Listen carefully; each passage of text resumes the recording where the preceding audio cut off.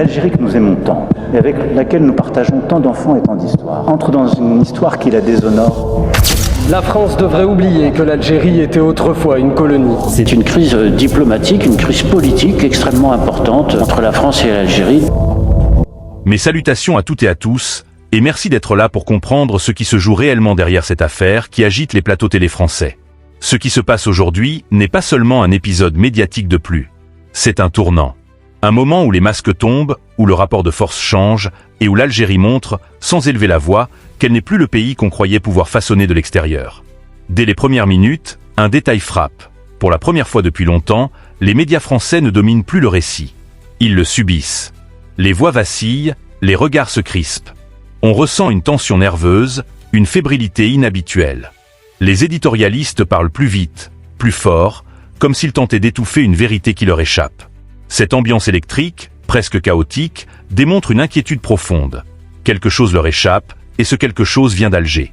Et avant d'aller plus loin, si vous aimez les analyses qui prennent du recul et qui respectent l'intelligence du spectateur, vous pouvez soutenir le travail en vous abonnant discrètement à la chaîne. Cela aide énormément. Revenons maintenant au cœur du dossier. Christophe Glaise, journaliste jusque-là presque inconnu du grand public, devient du jour au lendemain le centre d'un cyclone médiatique.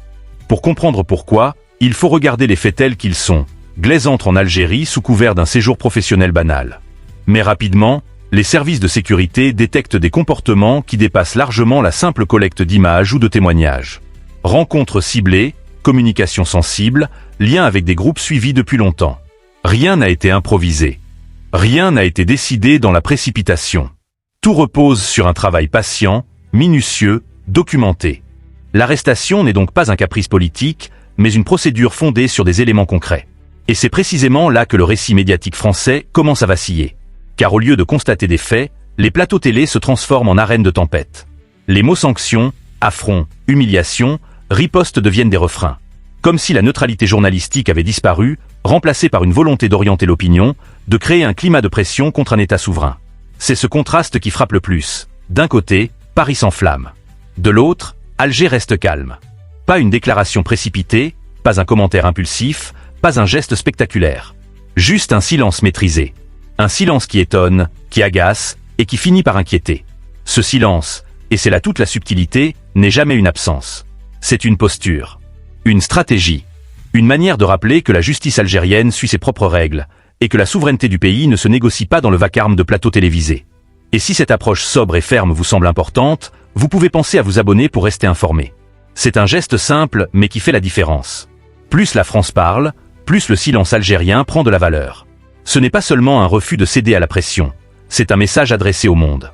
L'Algérie n'est plus dans la position d'un pays qui réagit. Elle décide, elle assume, elle avance selon sa propre logique. Pendant que Paris se perd en commentaires, en indignation, en analyses contradictoires, Alger avance sans bruit, mais avec certitude. Et beaucoup d'Algériens le ressentent. Cette affaire n'est pas qu'un incident diplomatique. C'est un signal. Une affirmation tranquille de puissance. Une preuve que le pays gère ses dossiers sans trembler, même face à l'un des plus grands appareils médiatiques du continent. Les médias français, eux, semblent prisonniers d'un réflexe ancien. Penser que l'Algérie va plier sous la pression, que le président Tebboune va intervenir pour calmer la situation, ou pour faire un geste symbolique. Mais ce geste ne vient pas. Et il ne viendra pas, parce que l'époque a changé.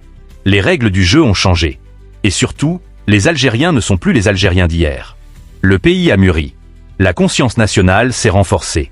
Le rapport à l'extérieur aussi. C'est précisément là que Christophe Glaise cesse d'être un simple journaliste. Il devient un symbole. Un miroir dans lequel se reflètent les tensions historiques, les blessures non refermées, la fierté retrouvée et la volonté d'un État de ne plus naviguer dans l'ombre d'un autre. Cette affaire révèle également une fragilité que l'on ne voyait pas toujours. Celle des institutions médiatiques françaises, habituées à parler de l'Algérie sans être contredites. Désormais, elle se retrouve face à un pays qui ne répond plus, qui ne se justifie plus, qui ne cherche plus à convaincre qui que ce soit. Et dans ce rapport de force nouveau, c'est l'Algérie qui tient la position la plus stable. Il faut aussi regarder plus loin que l'actualité immédiate. Car derrière ce tumulte, il y a une continuité historique. Des décennies de tensions, de malentendus, de rapports de domination, de récits biaisés.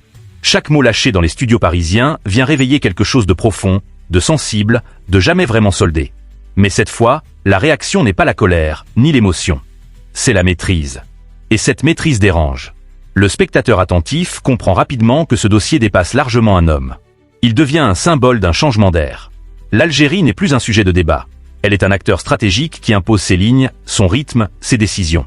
Et si vous souhaitez que ce type d'analyse continue d'exister, vous pouvez vous abonner à la chaîne pour soutenir le travail. Même un simple geste comme celui-ci permet de garder ce contenu indépendant et exigeant. Les jours passent, et la tension ne se dissipe pas.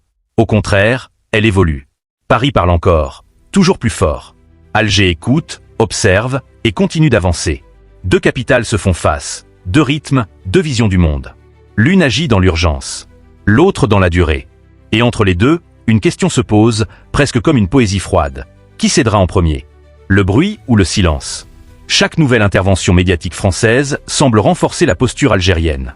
Comme si le vacarme médiatique s'écrasait contre un mur invisible. Ce mur, c'est la souveraineté retrouvée. Et derrière lui, des millions d'Algériens qui comprennent, peut-être mieux que quiconque, l'importance de tenir quand la pression extérieure augmente.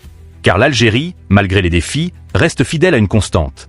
Elle ne cède pas quand l'enjeu touche à la dignité, à la justice, à la souveraineté. Elle l'a prouvé hier, elle le prouve aujourd'hui, et elle continuera de le prouver demain. Et avant de conclure ce chapitre, si vous appréciez ce travail, si vous souhaitez soutenir une voix indépendante qui respecte votre intelligence, vous pouvez vous abonner. Cela aide à faire vivre ce type de contenu. La dernière image qui reste est celle de deux silences. Celui de Paris, plein de tension, et celui d'Alger, plein de maîtrise.